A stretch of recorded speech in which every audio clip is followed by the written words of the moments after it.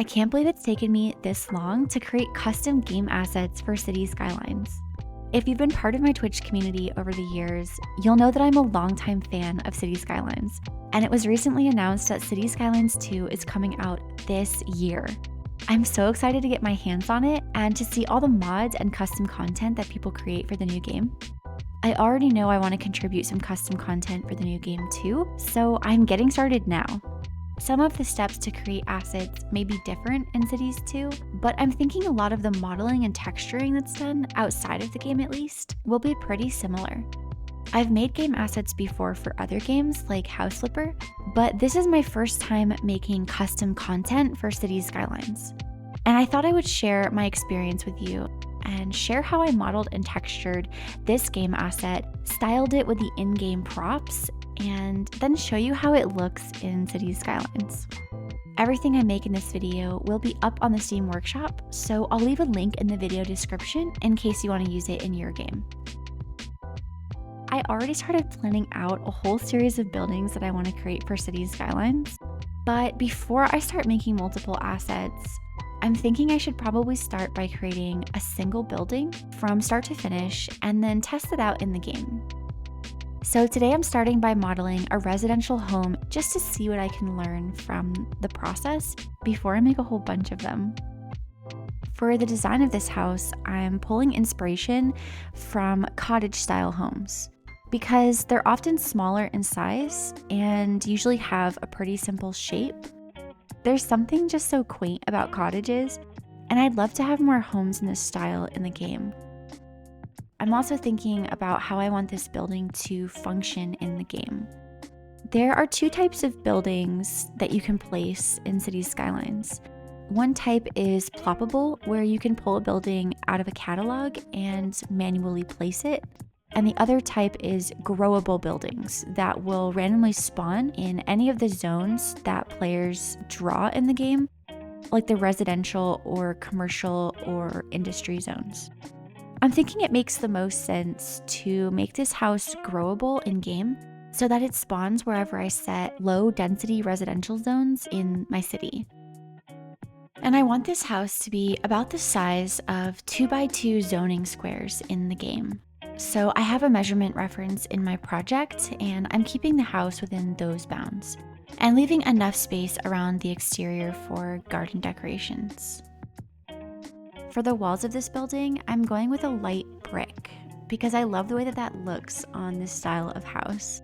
And I'm going with a cottage-style roof texture. The roof texture has this detail along the top edge, which I lined up with the peak of the roof, and it adds a nice texture variation. And I'm just using neutral tones for the foundation and the roof trim. I'm using a few different methods to optimize this model for gameplay. For example, I'm keeping the shape of the house pretty low poly so that it doesn't require too many resources for the game to render.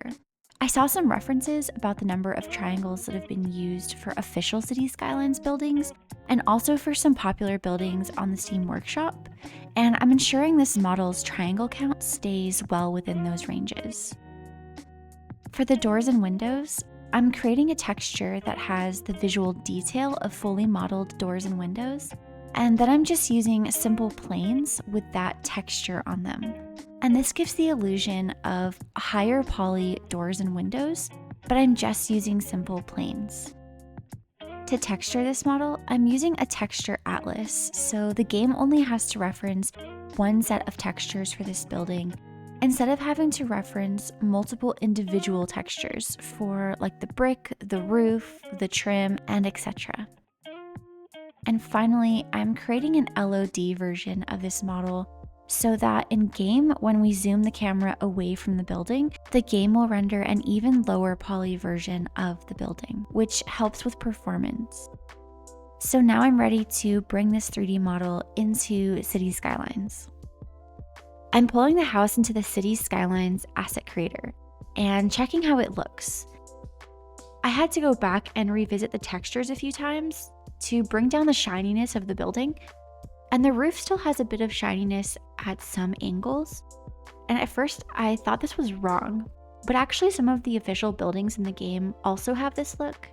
so I left it in, and I don't actually mind the way that it looks, but I'm curious what you think. Do you like a bit of shininess on the roof so that when you spin the camera, there's a bit of visual dimension?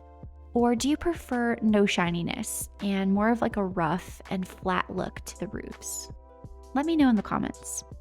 By the way, this asset editor can be accessed from the game's main menu, and it's really easy to use.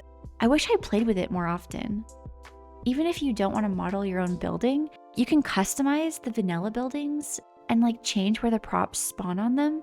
You can also create a custom park with pedestrian paths, for example, and so much more. And then you can use whatever you make in your game or share it on the Steam Workshop.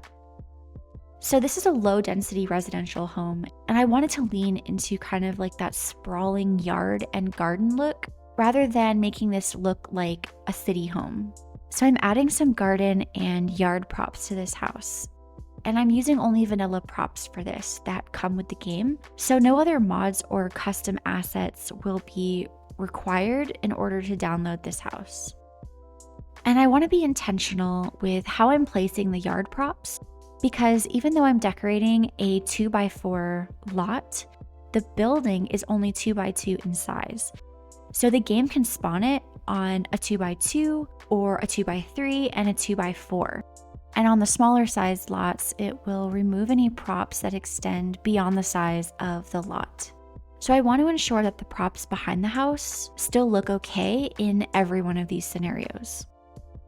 I'm setting entry and exit points near the front door and a gathering spot outside for the Sims to interact with the house properly.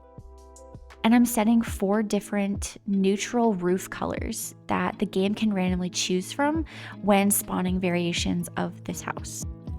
Since we see the game mostly from a bird's eye view, I'm thinking that it would be nice for all of the roofs to be slightly different shades, so if multiple models spawn in the game, it doesn't look like the exact same model every time. Let's check it out in the game. So here is the little cottage we made, and I placed it in a quaint neighborhood in the game. I created a district that would spawn only this house so that we can see the 4 different roof color variations and also how this cottage looks when it's placed up next to other variations of the same cottage. At its smallest size, the 2x2 lot, we can see that the back garden has a little patio with chairs. And at larger sizes, the garden fills up based on the size of the lot. I really want to have a collection of houses that all go together in my city and have them visually show level progression as education and other services expand around them and they level up. So I think I might make some more buildings. I'm curious to know your thoughts on how this house came out. This is my first custom Cities Skylines asset, and I'm open to feedback and any suggestions you have. I uploaded this cottage to the Steam Workshop, so you can subscribe to it and use it in your game. And it should randomly spawn in the low density residential zoned areas, along with all of the other houses that you have in your game. I think that's everything for today. Thank you for watching, and I'll see you in the next one.